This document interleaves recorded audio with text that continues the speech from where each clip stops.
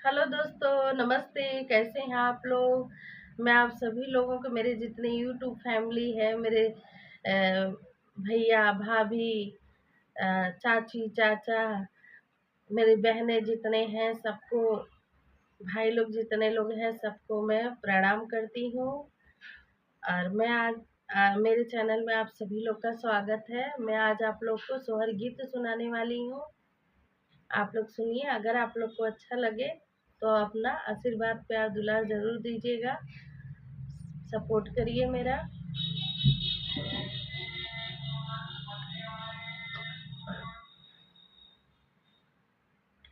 सुगना जिनी जाय ननदी के देश, ननद ना भूलई बेन, ननद ना भूलई बेनु।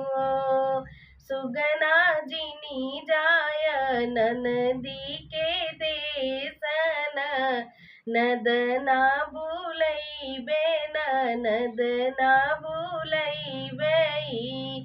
ओ पूर्वे के देश सुगना जाय, पश्चिम देश जाय, पश्चिम देश जाय नु। पूर्वे के देश सुगना जाय, पश्चिम देश जाय नु। सुगना जिनी जाय ननदी के देश, ननद घरे आई है, ननद घरे आई हो।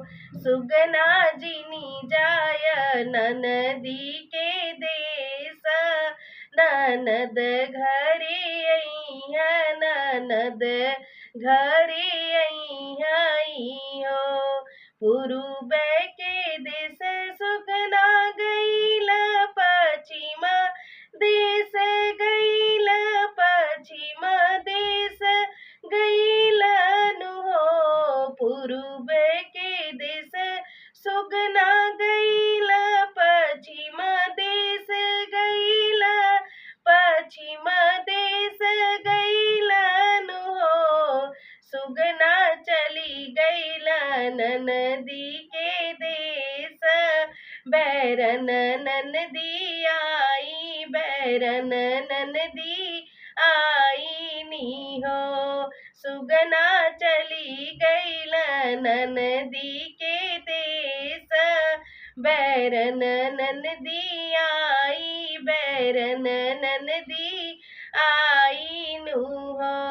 जब डोलिया आइल कोइड़वा दुअरवा, डोलिया चमके दुअरवा, डोलिया झलकाई हो। जब डोलिया आइल कोइड़वा दुअरवा, डोलिया चमके दुअरवा, डोलिया झलके नु हो।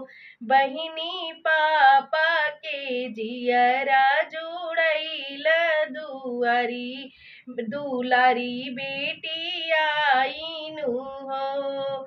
बहिनी पापा के जियरा जुड़ाई गईल, दुलारी बेटी आई नु हो। जब डोलिया आइल वो सरवा, साउरिया डोलिया झलकई, साउरिया डोलिया झलकई हो। जब डोलिया आइल, जब डोलिया आइल वो सरवा, साउरिया डोलिया झलकई, साउरिया डोलिया झलकई हो। ललना भाभी के बथेला कपार, बैरन ननदी आई, बैरन ननदी आई नु हो। ललना भाभी के बथेला कपार, बैरन ननदी आई, बैरन ननदी आई नु हो। ई जानी जाना भौजैया, ननद छूछे आई, ननद छूछे आई,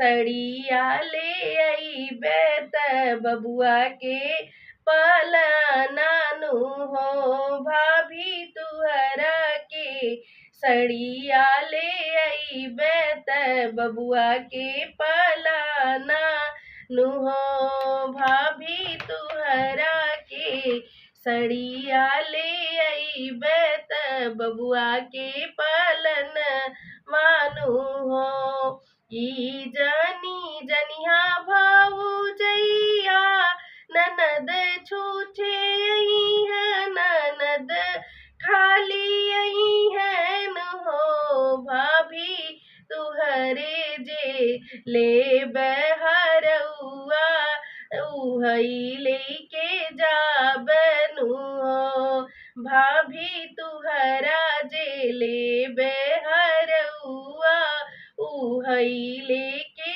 जाबनु हो ई जानी जानू मोरी ननदी हरउआ तुहके देबे हरउआ तुहके देबे नु हो ननदी खुशी खुशी आयु नाई हरवा रोवत ससुरे जईबुनु हो ननदी खुशी खुशी आयु नाई हरवा रोवत ससुरे जईबू हो।